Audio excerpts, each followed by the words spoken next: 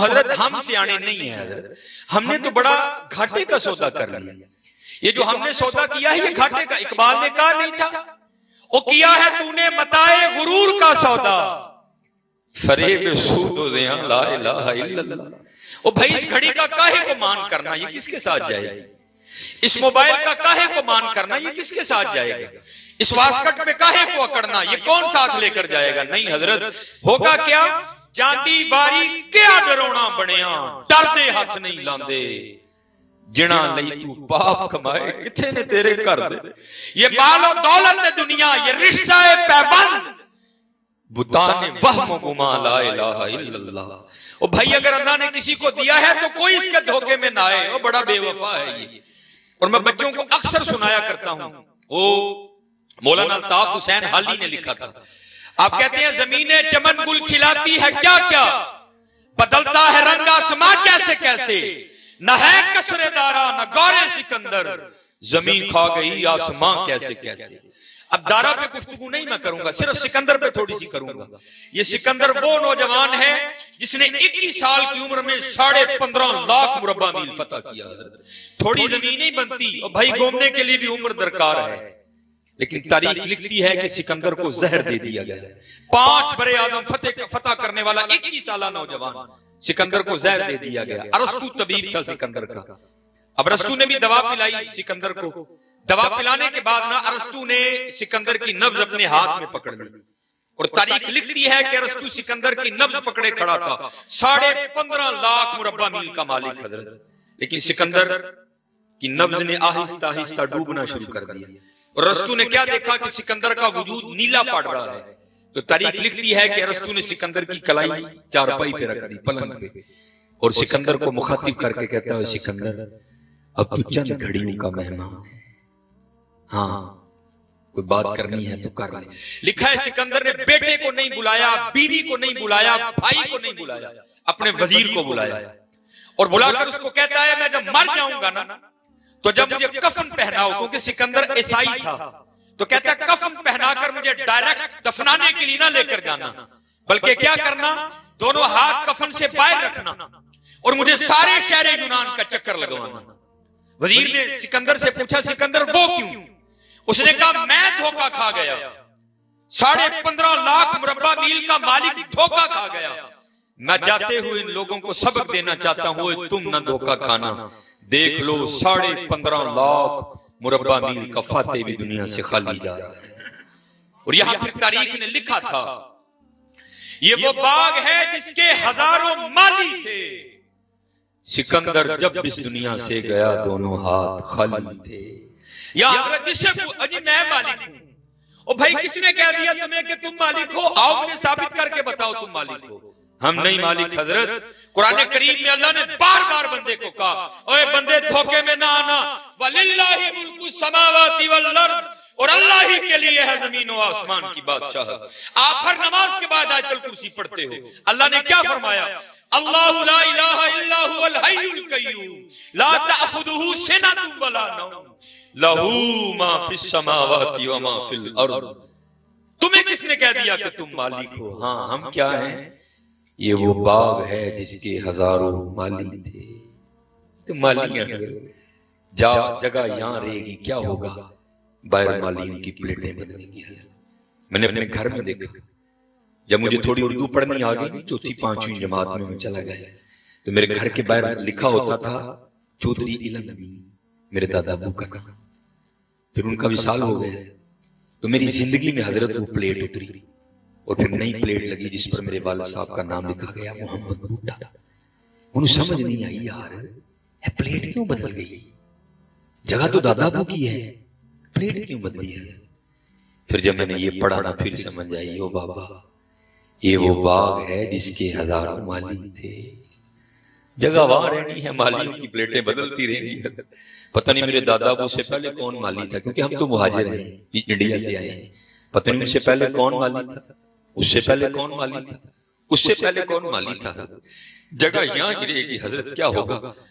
پلیٹیں بدلیں گی حضرت. یہ وہ باغ ہے جس کے ہزاروں مالی تھے. میں یعنی کینگڑے والی سائڈ پہ گیا تو میں نے جب یہ بات سنائی نا تو کو بابا ہی تھے، میرا ہو جو کہ بابا ہی زمین سی انہوں بڑا غصہ لگا. وہ تقریر میں اٹھ کے کھڑا ہو گیا.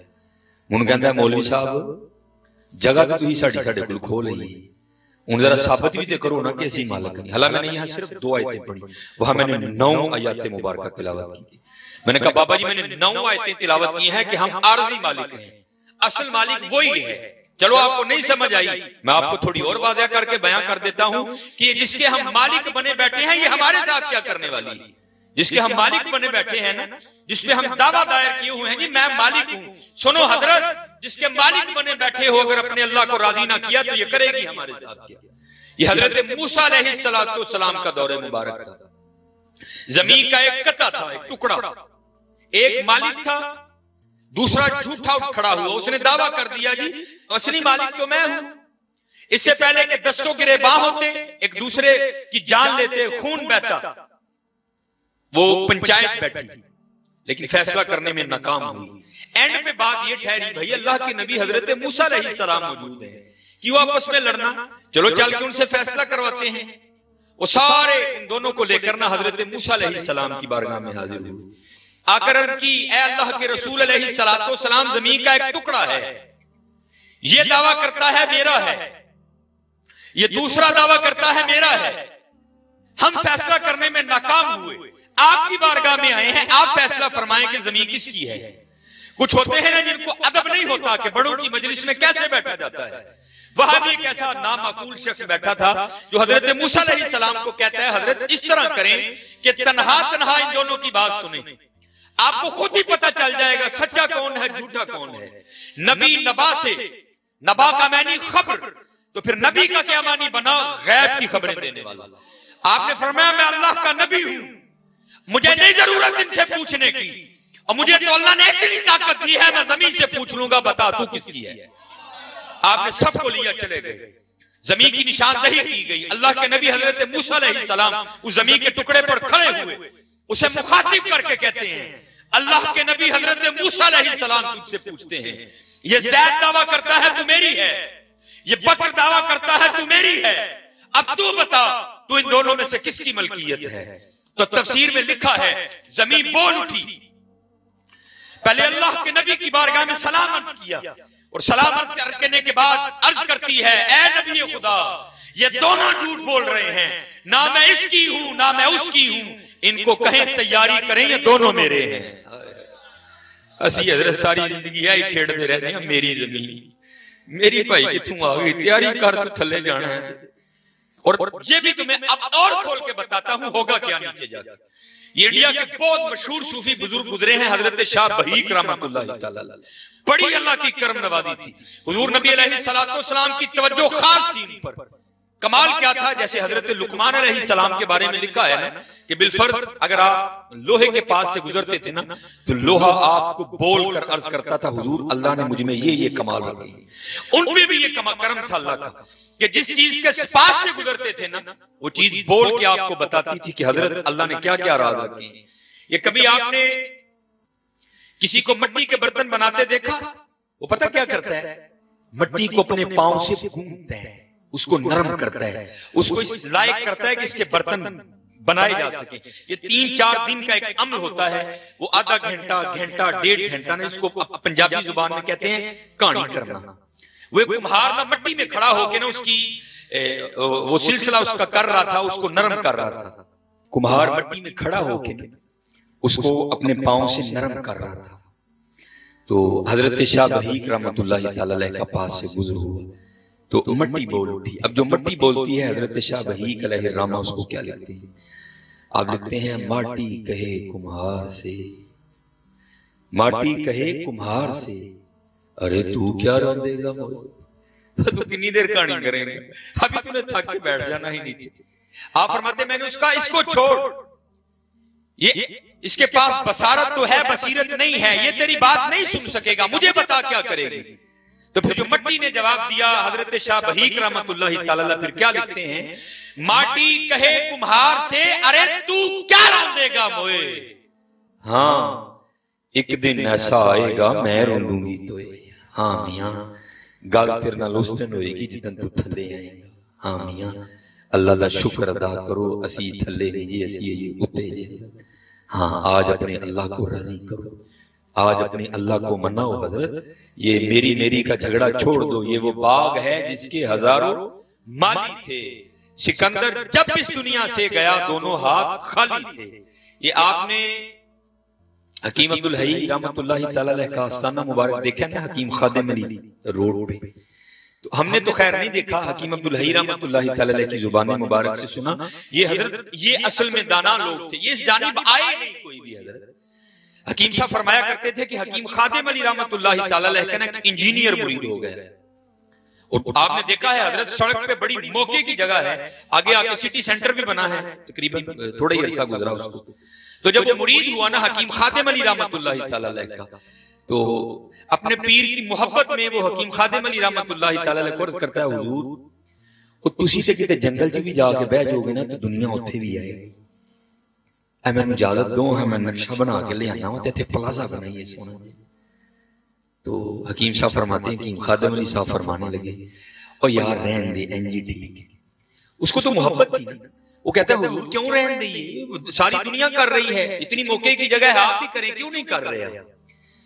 تو حکیم صاحب فرماتے ہیں آپ اس انجینئر مرید کو جواب کیا دیں، او یہی کو بڑھیاں کو گل سنی ہے سیتان نہیں بنانا۔ وہ کہتا ہے جناب بتائیں تو صحیح آپ نے کیا سنا ہے بڑوں سے جس وجہ سے بنا ہی نہیں رہے؟ تو آپ فرماتے ہیں حکیم خادم علی صاحب رو پڑے اور رو کر فرمانے لگے، یار اسی وڈیاں کو سنے ہیں کہ نال نہیں جان دے، اسی بنائے ہی نہیں ہے، اسی اکٹھا ہی ہو کیتا ہے جڑا نال جان دے۔ تم بھی دیکھ لو میاں کیا کیا اکٹھا کیا ہے، کہیں صرف وہی تو نہیں اکٹھا کر لیا جو ساتھ جانا ہی نہیں کوئی۔ میں نے کیونکہ بالکل پیچھے فیکٹری ایریا ہے اور حضرت اتنا کچھ دیکھا ہے کہ جی پیچھے آرڈر نہ ہوئے تو دل کرتا ہے حضرت کو گل لینا پا کے نہ سی کتے ملنگا جا رہ جائیے، بڑا کچھ دیکھ لیا۔ جب میں بھی نیا نیا گیا نا تو بڑا شوق تھا جناب فیکٹریاں والے، بڑا جناب ٹھنڈا پڑ گیا۔ یہ سیالکوٹ کا ایک بہت بڑا نام ہے، جمعے میں نمازوں میں تاکراتوں میں وہ مسکین کے مقتدی تھے، اور آپ خود تصور کریں کتنی بڑی پارٹی ہوگی کہ جب ان کو ہارٹ اٹیک آیا نا تو مفتی خادم حسین رضوی صاحب کا دھرنا وہ چل رہا تھا ناموس رسالت کے حوالے سے، تو سیالکوٹ سے ان کو لاہور ہیلی کاپٹر پر لے جایا گیا۔